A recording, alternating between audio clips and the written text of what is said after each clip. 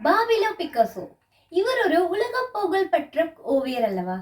இவர் வரைஞ்ச ஓவியங்கள் எல்லாம் அழகழகா இருக்கும்.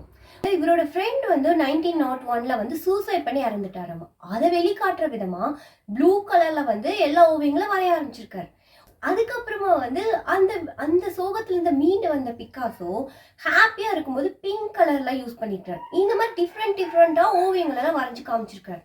அண்ட் இவர் வந்து கியூப் வடிவில் அழகா ஓவியங்கள் வரைவார். 6 டைரக்ஷன்ல இருந்து நம்ம பார்த்தாலும் அந்த ஓவியங்கள் நமக்கு அழகா புரியும். இந்த பிக்காசோ ஒரு நாள் பாரிஸ்ல இருக்கிற ஒரு ரெஸ்டாரண்ட்ல காஃபி குடிக்கிறதுக்கு போயிருக்காரு. நிறைய பேர் இவர்கிட்ட வந்து ஆட்டோகிராஃப் வாங்கியிருக்காங்க. ஆனா ஒரு விமன் மட்டும் வந்து எனக்கு ஆட்டோகிராஃப் எல்லாம் வேண்டாம், எனக்கு நீங்க வந்து ஒரு அழகான ஒரு ஓவியம் மட்டும் வரைஞ்சு கொடுங்க ப்ளீஸ்ன்னு கேட்டிருக்காங்க. பிக்காசோவும் சிரிச்சுட்டு ஓகேன்னு சொல்லிட்டு அவங்க கொடுத்த ஒரு பேப்பரை வாங்கி ஒரு அழகான ஒரு ஓவியத்தை வரைஞ்சு கொடுத்துருக்காங்க 30 செகண்ட்ஸ்க்குள்ள.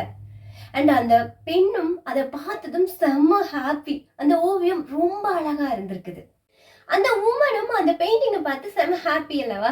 அதனால ரொம்ப தேங்க்யூ சார்ன்னு சொல்லிட்டு அந்த ஓவியத்தை எடுத்துட்டு கிளம்புறாங்க. அதுக்கு பிக்காசோ சொன்னது, எக்ஸ்கியூஸ் மீ மேம், அந்த ஓவியத்துக்கான பேமெண்ட்டை கொடுத்துட்டு அப்புறமா எடுத்துட்டு போங்கன்னு சொல்லியிருக்காங்க.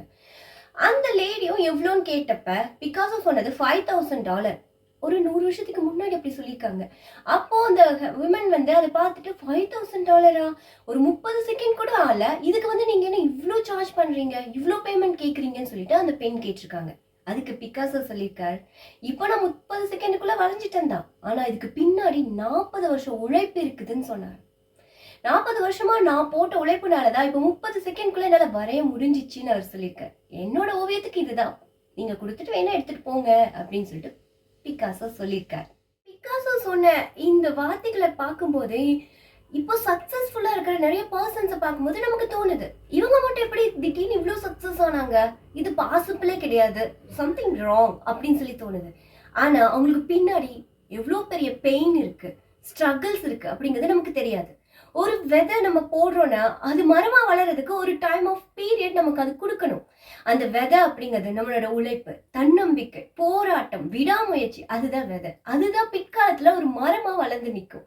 இதுதான் இந்த கதையில எனக்கு புரிஞ்சு. உங்களுக்கு எப்படி இருந்துச்சு இந்த கதைன்னு சொல்லுங்க. பிடிச்சிருந்துச்சுன்னா நம்ம ஆரஞ்சு ஈகிள் சேனலை சப்ஸ்கிரைப் பண்ணி சப்போர்ட் பண்ணுங்க.